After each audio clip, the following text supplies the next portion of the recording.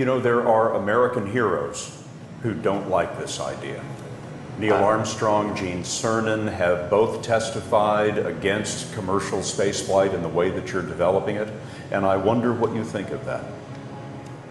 I was very sad to see that, because those guys are, those guys are heroes of mine, so it's really tough. I wish they would come and visit and see the hardware that we're doing here. And I think that would change their mind. They inspired you to do this, didn't they? Yes. And to see them casting stones in your direction. It's difficult. Did you expect them to cheer you on?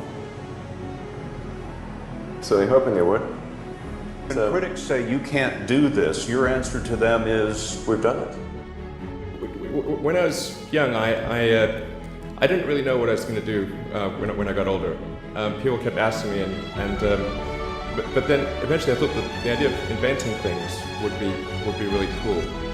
And the reason I thought that was because I read a quote from Arthur C. Clarke, which said that a sufficiently advanced technology is indistinguishable from magic, and that's really true. If you go back, say 300 years, the things that we take for granted today would be you'd be burned at the stake for. Being able to fly, being able to see over long distances, being able to communicate, and having access to all the world's information instantly from almost anywhere on the earth. This is stuff that really would be magic, or would be considered magic in times past. In fact, I think it actually goes beyond that, because there are many things that we take for granted today that weren't even imagined in times past. They weren't even in the realm of magic. So it actually goes beyond that. So I thought, well, if I can do some of those things, basically if I can advance technology, then that's like magic, and that would be really cool. And I also had sort of a slight existential crisis, because I was trying to figure out what does it all mean, like what's the purpose of things. And I came to the conclusion that if we can advance the knowledge of the world, if we can do things that expand the scope and scale of consciousness, then we're better able to ask the right questions and become more enlightened, and that's really the only way forward. When my brother and I were starting our first company, instead of getting an apartment, we just rented a small office and we slept on the couch. And we showered at the YMCA, and we're so hot up we had just one computer, so the website was up during the day, and I was coding at night. 7 days a week, all the time.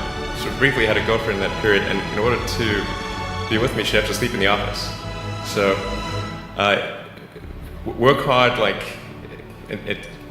every waking hour. That's the thing I would say, particularly if you're starting a company. How do you think about making a decision when everyone tells you this is a crazy idea? Or where do you get the internal strength to do that? Well, first of all, I'd say I actually think I feel fear quite strongly. So it's not as though I just have the absence of fear. I feel it quite strongly. But there are just times when something is important enough, you believe in it enough, that you do it in spite of fear. People should think, well, I feel fear about this, and therefore I shouldn't do it. It's normal to feel fear. So you just feel it and let the importance of it drive you to do it anyway? If you just accept the probabilities, then that diminishes fear. A natural human tendency is wishful thinking.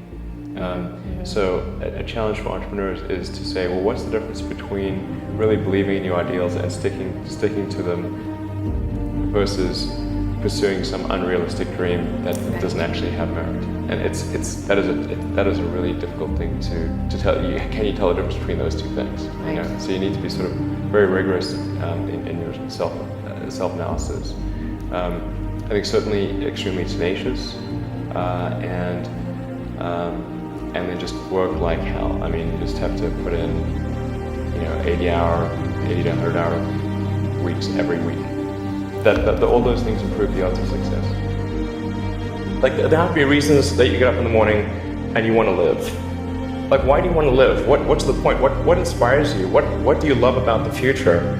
And if we're not out there, if the future does not include being out there among the stars and being a multi-planet species, I find that it's incredibly depressing if that's not the future that we're going to have.